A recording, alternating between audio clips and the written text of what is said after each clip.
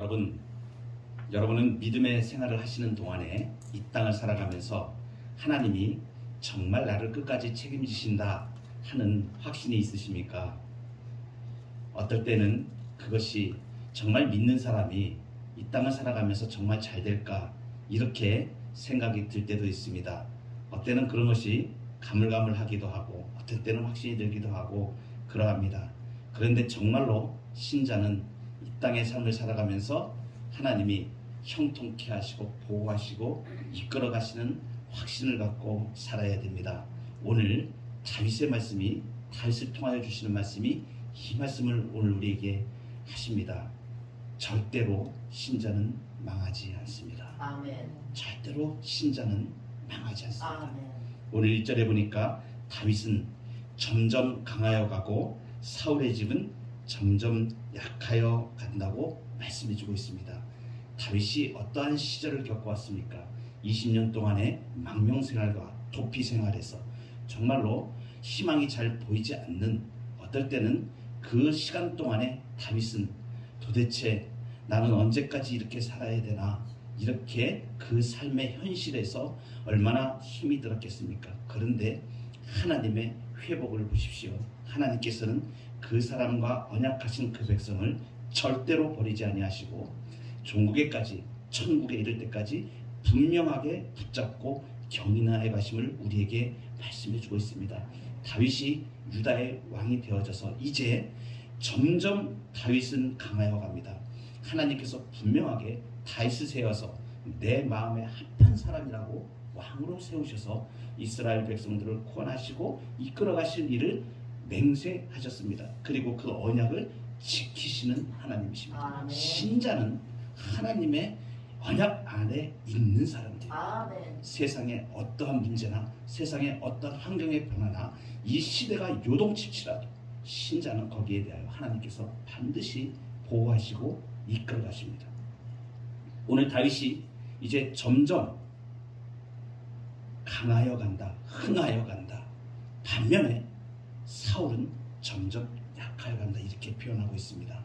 사울은 불순종의 결과로 그 집안이 다 망해가는 그러한 과정을 지금 겪게 됨을 여실히 보여주고 있습니다. 반면에 하나님의 언약 가운데 있는 다윗은 세우셔서 아멘. 강하게 하십니다. 무엇 때문에 강하게 하십니까? 하나님의 일 때문에, 하나님의 역사 때문에 강하게 하십니다. 이 땅에서 신자는 우리의 잘남 때문에, 우리가 지식이 많아서나 우리의 노력이 많아서가 아니라 하나님께서 원하시는 그 뜻을 이루시기 위하여 신자의 삶을 이끌어 가십니다. 보십시오. 다윗이 얼마나 강하게 가는지를 쭉 설명해 주고 있습니다. 첫 번째, 아히노엠의 소상, 이 부인이 지금 6명이 나옵니다. 아비가일, 그 다음에 마아가, 그 다음에 아도니아, 거기서 다 아들들이 또 나옵니다. 그 다음에 아비달, 이드람, 이렇게, 그리고 에글라, 이렇게 6명의 아내가 쭉 설명이 되어져 있고 그 자식들이 쭉 설명이 되어 있습니다. 하나님께서 다윗을 강하게 하여 주심을 지금 그의 패밀리, 그의 가족들이 든든히 서감을 보여주고 있습니다.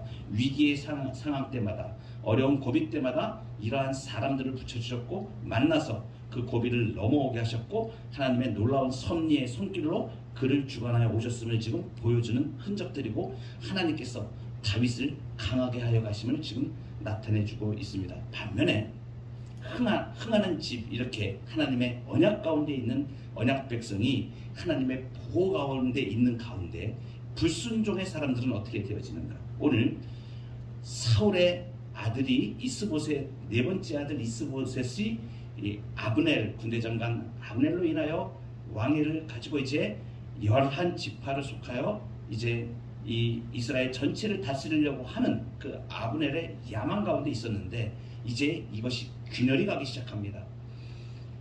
하나님의 역사는 우리가 보이지 않는 그러한 상황들, 정치 상황이나 사람들의 이루어지는 일들이나 우리의 생각으로 상상할 수 없는 일을 하나님께서는 진행해 가십니다. 지금 사람의 힘으로 다윗은 지금 그 이스라엘 백성들을 향하여 할 수 있는 일이 그렇게 많이 없습니다. 그런데 하나님께서 그냥 아브넬과 이스보셋 사이를 갖다가 갈라놔 버리시는 거예요. 아브넬이 사울의 첩이었 어떤 사람을 통관했습니다. 이 문제로 이스보셋이 정면으로 아브넬을 질타를 합니다. 그러니까 그 당시에 권력은 실제로는 지금 아브넬, 군대장관 아브넬이 다 가지고 있고 이제 그 왕으로 세워진 이스보셋은 실권이 별로 없는 상태입니다. 그런데 이제 그 알력이 생긴 거죠. 그렇게 정치 세력 간에 알력이 생기니까 이 아브넬이 열이 받아가지고 이스보셋을 향하여서 네가 뭔데 나를 갖다가 유다의 개벽다귀 취급하냐 이놈들아 이러면서 이 아주 그 심한 분노를 지금 이 아브넬의 마음 가운데 그것이 들어간 거예요. 야망이 굉장히 큰 사람이거든요. 그러니까 그 마음도 얼마나 이스보셋을 향하여 내가 너를 지금 다윗이 왕이 될 걸 갖다가 그렇게 내가 하지 않고 너를 갖다가 왕으로 세웠는데 나를 그따위로 취급해. 네가 감히 내가 사울의 첩을 통과했다가 이거 가지고 네가 그 시비를 걸어서 나에게 도전을 하냐? 이렇게 자기의 권력에 대해서 그 분한 마음이 들어가지고 내가 유다의 개머리냐 이렇게 얘기를 합니다. 성경의 표현 보면 유다의 개머리냐면 유다는 아주 하찮은 것을 얘기하는 것이고 개머리는 먹지도 않는 부위거든요. 그러니까 나를 아주 그냥 그 쓰레기 취급하냐 이렇게 이제 표현을 지금 하는 것입니다. 그래가지고 결국은 어떻게 됩니까? 이 아브넬이 마음이 돌아서 버립니다. 아, 다윗에게로 가야 되겠구나. 그래서 이제 다윗하고 이제 그쪽에다가 줄을 줘서 이제 전체 이스라엘을 만약에 다윗이 다 통치하게 되면 자기는 거기서 이제 제2인자의 자기의 정치적 권력을 유지하려는 마음으로 이제 이스보셋을 떠나서 다윗 편에 이제 오려고 그렇게 오게 되는 것입니다. 여러분 보십시오. 사울의 집은 점점 약해갑니다.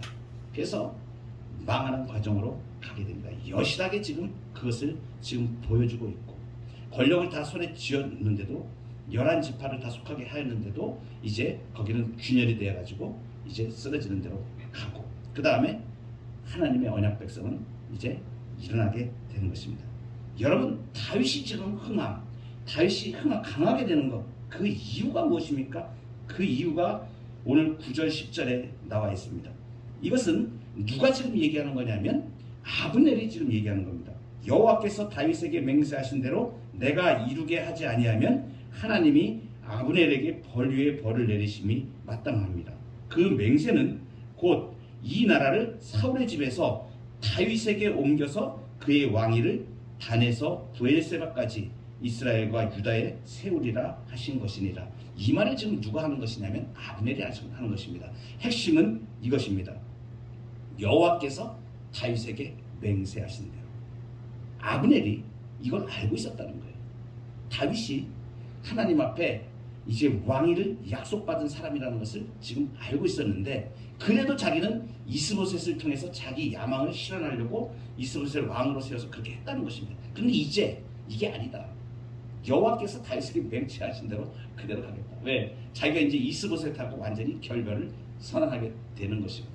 그러면 보십시오. 그런데 여호와께서 다윗에게 맹세하신 대로 불순종한 자가 망함과 그 다음에 잘 될 수밖에 없는 사람은 무슨 이유 때문에? 하나님이 언약하신 것 때문에. 하나님의 마음에 합한 자는 마음.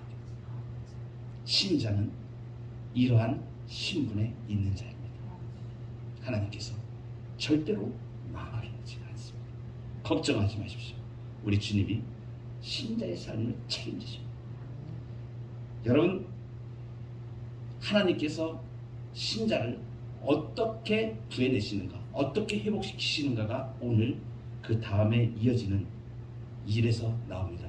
다윗이 이제 아브넬이 전향을 해오려는 의사를 표현을 하니까 다윗이 얘기를 합니다. 그런데 이 일을 아브넬이 이스보셋을 통해서 그 얘기를 이렇게 하게 했던 거예요. 그런데 다윗이 이스보셋에게 얘기를 합니다. 그러면 미갈을 먼저 보내라. 미갈이 누구입니까? 사울의 딸이었습니다.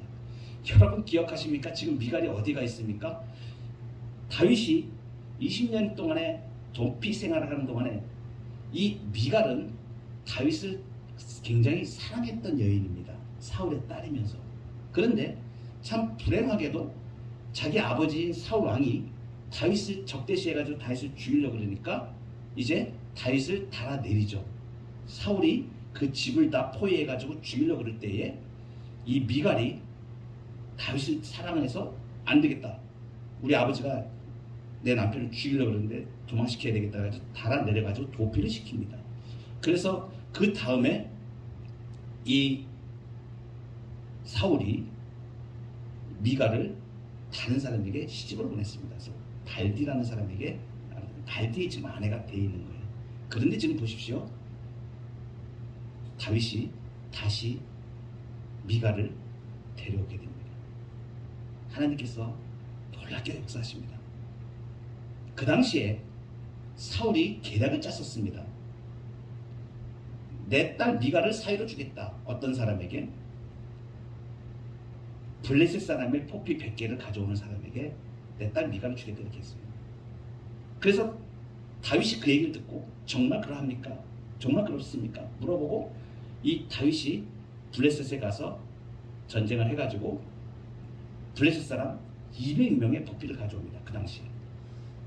여러분, 다윗은 정말 순진하게 순수하게 하나님의 일을 위하여 나가는 사람이고, 사울은 그 당시에 계략을 가지고 임했던 사람입니다. 그런데 그 결과로 사울은 그렇게 전쟁에 다윗을 보내서 블레셋 사람한테 보내서 그 손에 죽임을 당하게 하려고 그랬던 계략을 가지고 있었거든요.